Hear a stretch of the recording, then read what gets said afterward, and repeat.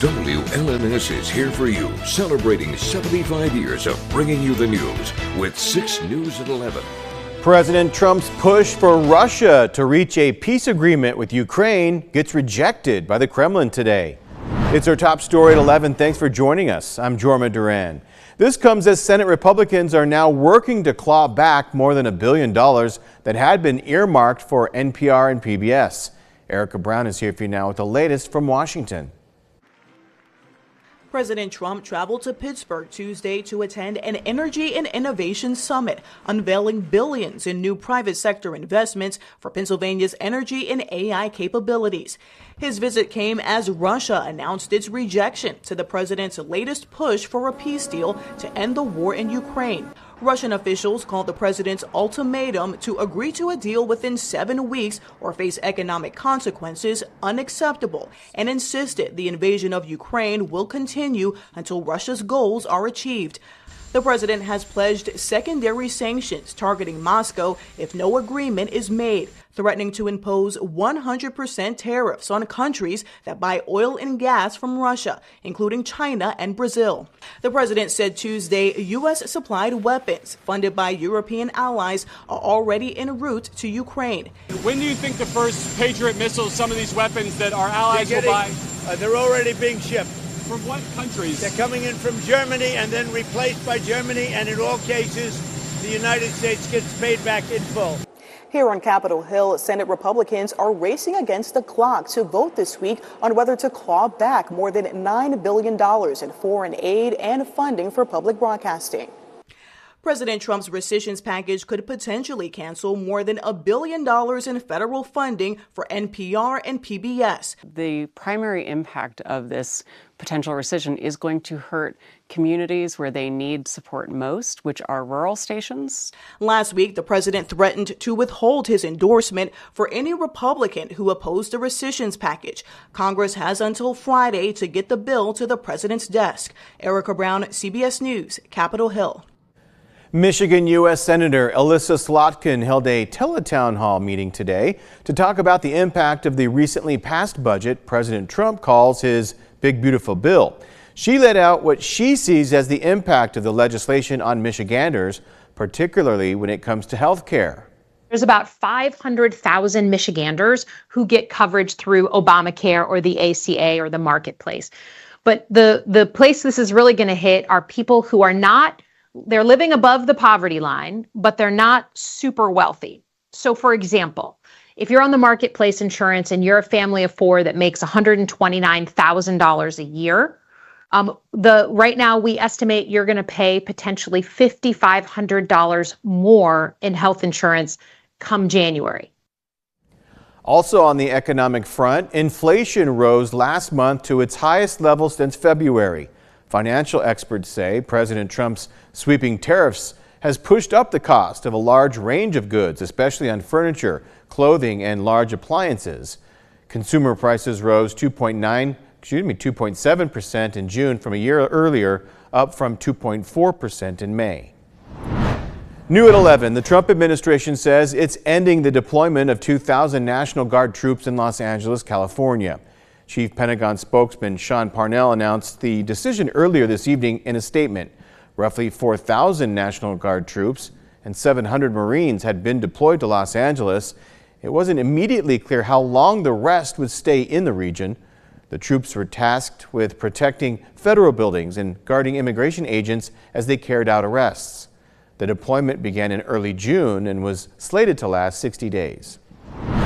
Also new at 11, Bath Township Police have released body cam footage of Saturday's officer-involved shooting. We'll walk you through some of that footage, and we want to warn you the video could be found disturbing.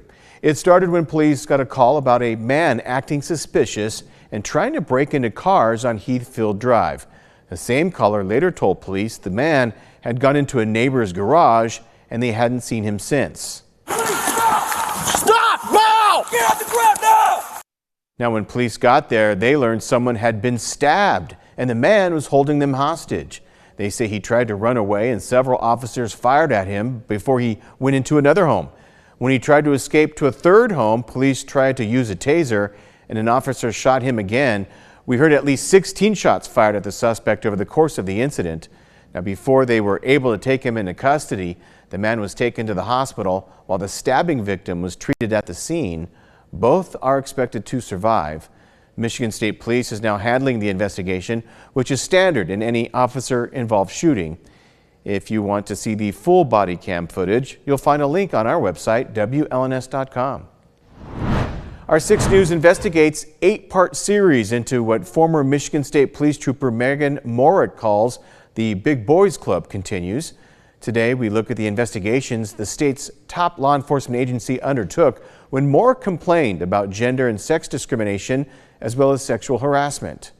Our reporting finds those complaints were closed as unfounded, with key evidence being ignored, including those of a sergeant admitting he made a decision to send 3 male troopers into a domestic violence scene while forcing Morick, the only female at the scene, on the perimeter.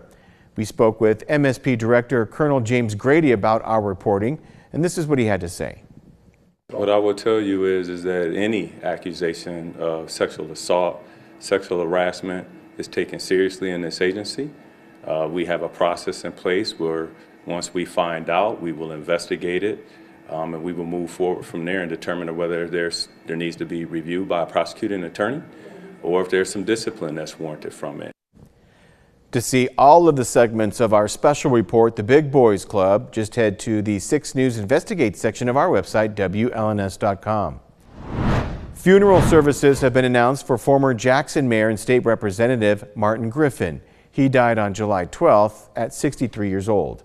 The Mass and burial will be held on Friday, July 18th at 11 a.m. at St. John the Evangelist Catholic Church in Jackson.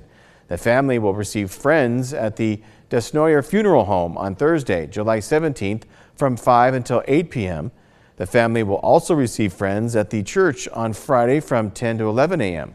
In lieu of flowers, please send donations to the John George Home, which provides low-income housing to elderly gentlemen.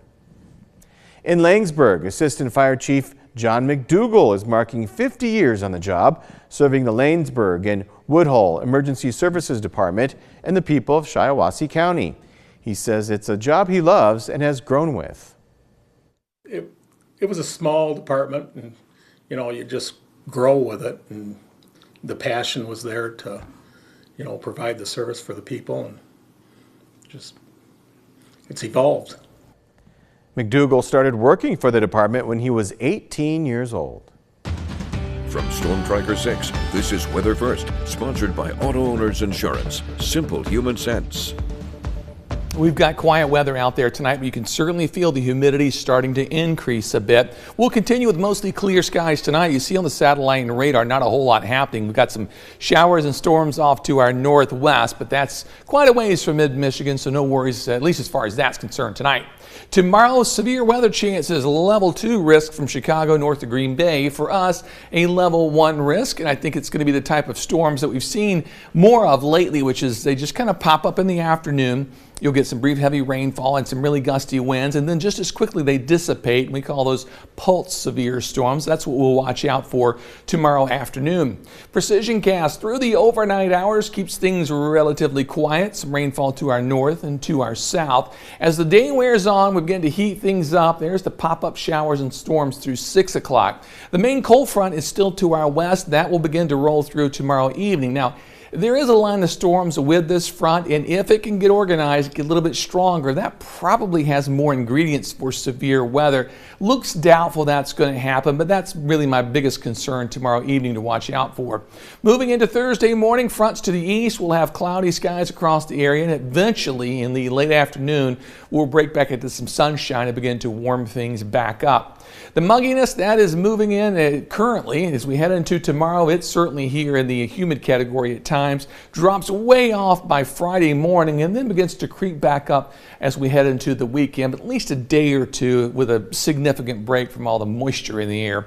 Temperatures tonight, upper 70s for St. John, still 71 in Owasso, 72 though from Lansing through Mason and Charlotte. Really overall a nice night out there. On the Skyview Network, the McLaren Cam, we're at 77 degrees. High today made it up to 88. In Grand Ledge, made it up to 90 this afternoon for our high temperature. Low of 60 in our current temp. Not doing too bad. We're down to 72 degrees. Not much wind in any location. In fact, on the Jackson Cam, no report of a peak wind because it just wasn't that high. 85 and 59, the high and low. Tonight in Hillsdale, current temperature still pretty warm out there. 78 degrees after a high of 88 and a morning low that dropped down to a fairly pleasant 61 degrees. For the overnight hours, expect a low temperature to drop to near 69 or 70 or so. Winds should be light from the south. Then as we head into tomorrow, temperatures will climb out of the 60s and into the mid 80s tomorrow afternoon. It's going to be quite warm out there and humid. The 6-day forecast will make it up around 2 or 3 o'clock. We'll be up around 87 degrees, fall a bit by 5. Looks better for Friday and Saturday, although by Sunday, a little better chance of showers moving back in. Most of next week is warm, highs between 85 and 90. A couple storms on Wednesday, otherwise quiet weather as we round out next week. I'll take warm. Yeah. Better than hot. Just get rid of that humidity. Yeah, I can say that. You can say that again. Say it a million times.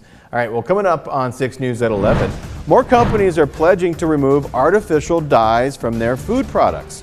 Find out what's next. 6 News at 11, we'll be right back.